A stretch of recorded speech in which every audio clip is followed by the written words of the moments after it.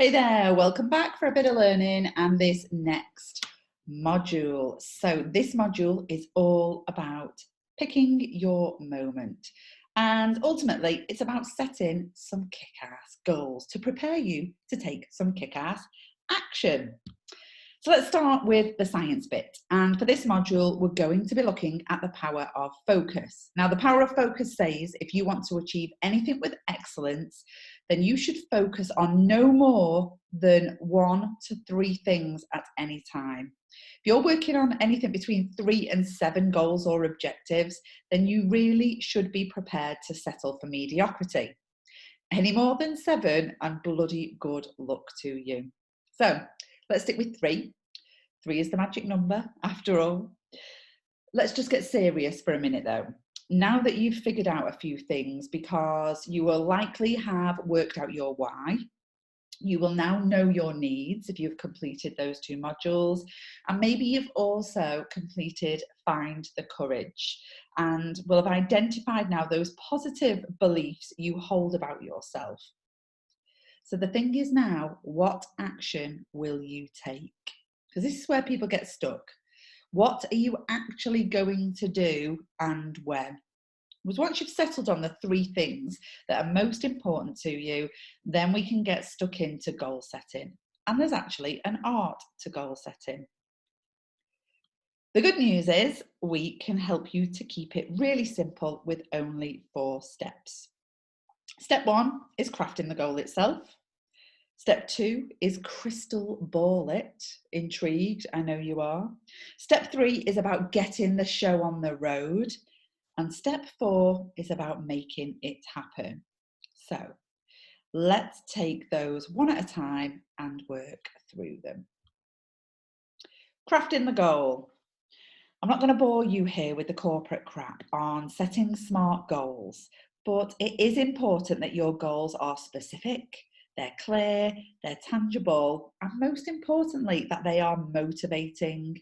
So your job for each of your 3 topics will be to craft them into some firm goals. The 3 important things to consider when doing that is being really specific about what the result or the outcome is that you want to achieve. Secondly, that you've got to measure what is it going from and what is it going to. So that needs to be really tangible. If you can, get it to some kind of number. How is that going to make that difference? And lastly, what you won't see in a corporate goal is the 3rd stage, how you're going to celebrate. Really want you to anchor exactly what you're going to get in return when you achieve it, because that's the bit that is going to keep you motivated. Step 2 is crystal ball it. Now, the best way really to describe this is to ask you the question, would you drive a car by only looking in the rear view mirror? I hope not. You're probably not, no, because you don't need to be a rocket scientist to figure out that you will be likely to crash. The same applies to goals. While you need to see how far you've come, what will set you up for greater success is identifying the predictors ahead of time. So, as a basic example, let's take salespeople. It's nice and easy. Salespeople are targeted by how many sales they convert each month, right? So that is what they track, how many sales they've made. But these people are leaving their success to chance and hence are typically unsuccessful, or they're scraping by and are stressed out to the max. On the other hand, the successful salespeople focus their efforts on the predictor of their success. So in this example, the more warm leads I generate, the greater the likelihood of my success. So these people work hard to generate an abundance of leads and put their focus there, as opposed to chasing the few sales they think that they may have. The way to do this, the way to work out what your predictors of success are to identify people who are hugely successful already at the thing that you want to achieve. So examine them and identify the 80-20 activities that they do to achieve their success. By 80-20, we mean the activity that takes 20% of your time and effort, but gets you 80% of your results.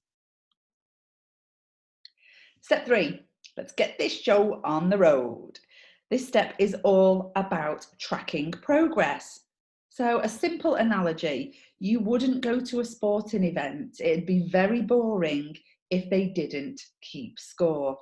So it's important to make your own scoreboard of some description that can track your progress, and it does so in a really visual way.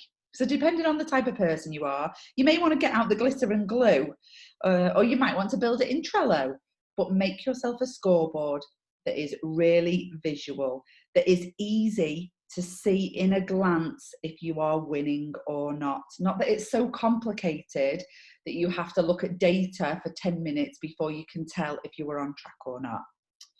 I love looking at a good scoreboard. So when you've knocked yours up, why don't you share it with us in the Facebook group so we can check it out and we can celebrate with you. Step 4 is all about making it happen. It's simple, really. Generate some accountability for yourself. Find whatever way necessary to ensure that you will stick to your plan. This might involve recruiting a belief buddy or an accountability buddy. And if you haven't done that yet, then make sure you do, and pronto. If you're a member in the club, then we can team you up with someone in the club, and that's it. Bingo. So now it's time to actually make it happen. But before you do, it's critical choice time. So this time I want you to use this scale of 1 to 7. And I want you to assess how serious you are about making this happen. Or are you just messing about? If you're just messing about, now is the time to own up to yourself. Have a real think about it. If you put in the time and effort into setting these goals, then let's not fall at this hurdle. Let's make sure you get really serious about them so that you can go out there and smash it. Good luck.